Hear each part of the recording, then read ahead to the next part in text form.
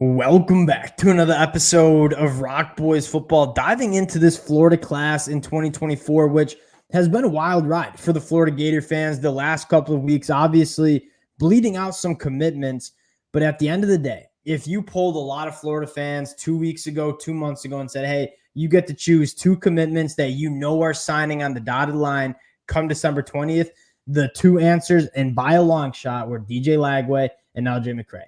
And that is exactly what the Florida Gator fans get on December 20th. And yes, you lost some guys that were quality football players, but when you get to sign a class with DJ Lagway, who's arguably the best quarterback in the country in that 2024 cycle and the best defensive lineman in LJ McCray, you still have a lot to feel good about if you're Florida. And it does leave you, signing a small class in 2024 does leave you a little bit more leeway and wiggle way to add some talent in the transfer portal, which you know Billy Napier is about to do over the next couple of weeks. Going to dive into the class, talk about a few additional commitments, talk about a sneaky transfer portal addition at wide receiver who the boys are very familiar with. Before we do, just want to say thank you to you guys. It's been a blast covering this recruiting. You all know how much I love talking about recruiting. Cannot thank you guys enough for all the support you guys have shown the boys. If y'all do enjoy the content, consider subscribing to the channel. And more importantly, would love to hear your guys' feelings, mixed emotions in the comment section. We'll chop it up there. Dill, Florida Gators 2024 class, how we feeling? Yeah, and obviously it was like a kind of a mixed bag, if you will, as sort of close this out. That'd be like, I mean, just not honest to not say so. Yep. But I think it's okay to honestly sign these smaller classes. And you look, the class rank's going to be around 15 or whatever it's going to be. That's not necessarily indicative of the talent in the class. And frankly, if you can have a talented nucleus of guys, you can very easily nowadays supplement that with the transfer portal. You don't need 30-man classes and hope that you get 15 guys out of that class to kind of be starter caliber players. It's okay to maybe have 7 or 8 of them be starters if you can go supplement that in the portal. So I think they did land the 2 guys they needed to do, especially with DJ Lagway. I mean, it maybe missed on a couple wide receivers and a little bit of skill to an extent, but you really shouldn't have a hard time finding skill to complement him and bring that type of talent in to make sure he thrives in this Florida Gators team and thrives in general. And like as fans, and we're Michigan, you get wrapped up in what does the recruiting ranking say? 15th overall. Well, we were at 5 2 months ago. That sounds like a failure. When you look at the teams that are above Florida in terms of these recruiting rankings that are created by 24/7 Sports, not the Florida personal or player development department, like, okay, Michigan is at 14, I believe, with 27 commitments. So in terms of like the talent comparison, like if you're Florida, you're feeling pretty good. And Dill, I think you made a really good point before we went live. You can't find very good quarterbacks in the transfer portal consistently. And the fact that Florida was able to land arguably the number 1 quarterback in this class is massive. Know what you can find? You missed out on a guy like Isaiah Williams. He flips to Texas A&M. You were going to be able to find receivers in the transfer portal. It's just not that hard to do so. What's hard to do so is finding a quarterback, finding difference makers on the defensive line. Those are the positions that Florida brought in those classes. Those are the important positions to recruit out of high school, and Florida did that at a high level. And DJ Lagway being locked in allows it to get a lot easier to start recruiting some of these wide receivers, whether it's in the 2025 class or in the transfer portal. Yeah, I agree with you. At the end of the day, what's not in the portal all the time or readily available is offensive linemen, defensive linemen. You sign big-time defensive linemen in LJ McCray, obviously a big-time offensive tackle in Fletcher Westphal. So I think you have the bones of what you need, and if those guys pan out and play really well and Billy Napier can do what he's at least done best at his previous stops and develop guys into kind of or maximize what they have in them. Which we need to see from Billy. This is Billy's year in 2024 to do so. In 100%. Like, I'm not necessarily saying I'm sold on Billy Napier. Like, this is a very, very important year. I think this is a very, very important class. And if you don't see these guys get good enough, you are going to have to start asking questions because that is what you brought them in to do. And that's frankly what every good coach has pretty much shown they needed to prove. You can recruit. That's all well and good, but you still need to be able to get the most out of these guys. But if he can do that with this class, I do think it's very talented, or it's certainly talented enough to be very competitive in the SEC. 100%. And you have what you said, it's a smaller class, but there's a nucleus of guys that, I mean, there's a lot of guys who are blue chip caliber players when you start scrolling down. And a guy like Aaron Childs, we're massive fans of, was trending to Michigan. Florida comes in late and lands him. There's a lot to feel good about. And even at the wide receiver position where you quote unquote maybe missed a little bit, you're bringing in arguably one of the most explosive, dynamic, fastest wide receivers and a guy like Jere Hawkins. Tawaski Abrams also adding to the talent.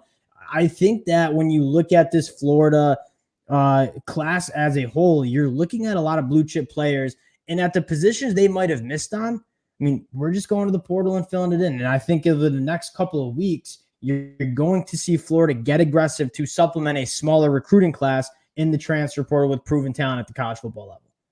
And again, you got to be looking for that. I think you're 100% right. And then getting into what they've done in the portal, I think they've had a pretty decent go at the portal, frankly. I think it was huge to get a couple of defensive linemen, obviously a JUCO kid and Brian Taylor. Like that is, but they're going to need to kind of keep that rolling, if you will. I think they can't be done. They probably need to add probably 5-ish more guys. Oh, I think you're going to see Billy Napier add a lot more than that. And again, because when you thought you were bringing in a 25 commit class and it's only going to be 18 or 19, like there's some numbers that you can have, you got roster spots to open up. And I think I don't even know if you're Florida, I'm not trying to be a sunshine pumper here, but this team needs experience. And how do you find experience? Well, you have the transfer portal, right? This is a very, very talented team, but it's a young team. And if you want to win football games in 2024, you need to go out and get some experience on this roster. And it allows you a little bit more leeway. You got 7 or 8 extra roster spots that you thought were going to be filled up by now to go out in the portal. And Dill, that's a perfect segue to a guy that not enough Florida fans are going to be talking about because the conversation is LJ McCray and DJ Lagway, but a guy like Chimere Dike, who has a very, very strong relationship with quarterback Graham Mertz.